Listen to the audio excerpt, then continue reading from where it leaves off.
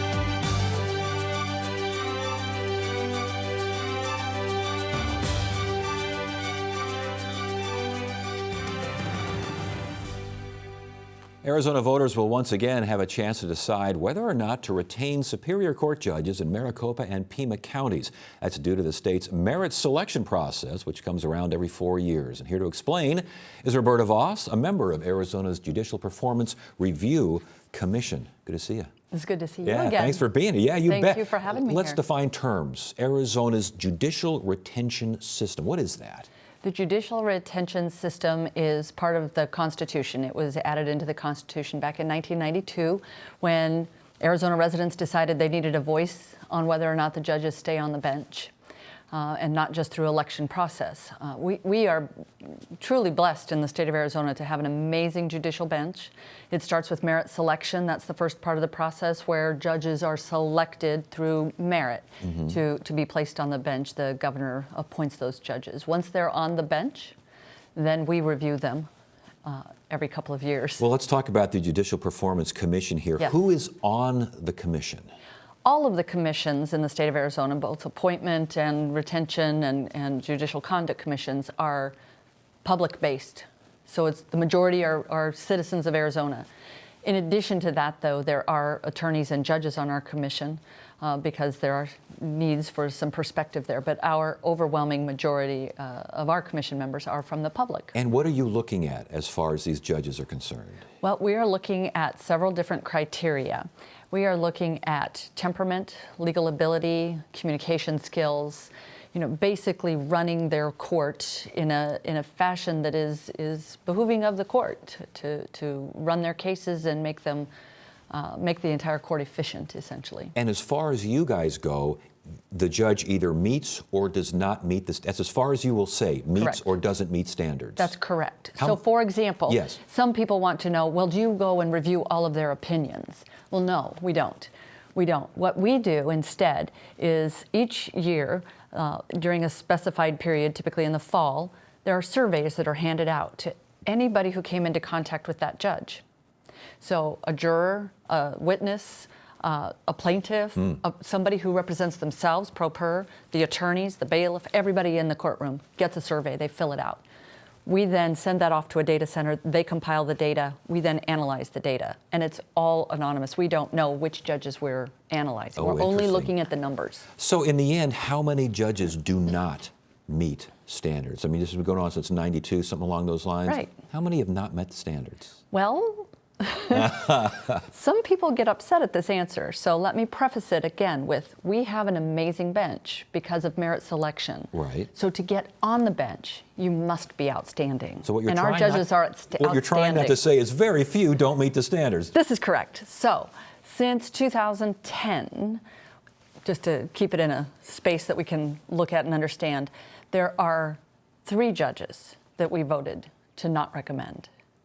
One of those judges, the public, the voters actually agreed with us, and they did not retain their seat. Because, and you've got the booklet there. When you say Yes. meets or doesn't meet, that goes into the booklet. And It does. anyone can look that up and say, Judge so-and-so, oh, they didn't like that person. Right, exactly. So everybody, all the voters received Yes. this from the Arizona Secretary of State's office.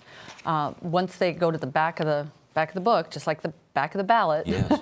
to see all those judges, you think, well, how do I know those judges? Well, you can look at, every voter can look at the results of what our votes were. And they can look at each judge, or they can look at the grid at the beginning of the bench. And if I could say also, we do also vote to retain our Supreme Court justices and our appellate court justices, not just Superior Court. Okay. And we added in Pinal County. So it's not just Maricopa Pima anymore, it's now also Pinal, because there's a 250,000 person resident. They're over 250 now, huh? Yeah. Oh my goodness. Yeah. Isn't that exciting? Yeah. So those 3 counties are voting on their judges. One point I would like to bring up real quick. Justice on the Supreme Court, Justice Clint Bollock, did not receive a single no vote. So in other words, in the commission's belief, he meets the standards. Totally met the standards. Totally met the standards. But the commission wants to make sure that voters in Arizona, through your show, know that when they look at his chart, there are 2 numbers, 2 percentages, his communication skills and judicial temperament, that are lower than what they actually were. We don't know how these numbers ended up in this book. Oh, all right. But they are not correct, and I want to make sure that everyone knows that his numbers were actually in the high 90s. Okay. So I just want everyone to realize that. Even with those Yes. numbers, he met the standards. Oh, absolutely. Okay. Absolutely. So, last question here. Is this working if we've yeah. only had one judge voted out of office? Yes, it's Why? absolutely working. It's not a bell curve, because if we start with excellence, then we expect to maintain excellence.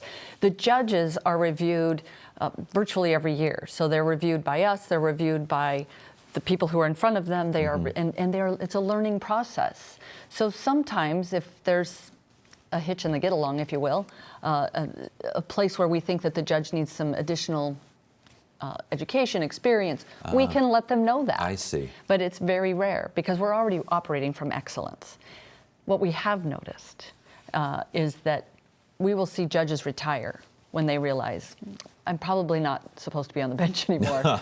So many times you'll see some retire. Attrition works as rears well. its head there. Well, yes. yes. All right, Roberta Voss, Judicial Performance Review Commission.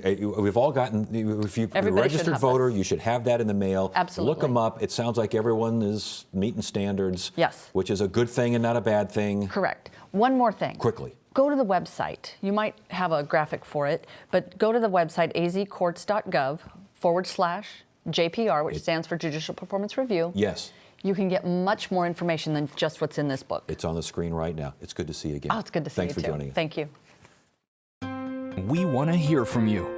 Submit your questions, comments, and concerns via email at arizonahorizon@asu.edu.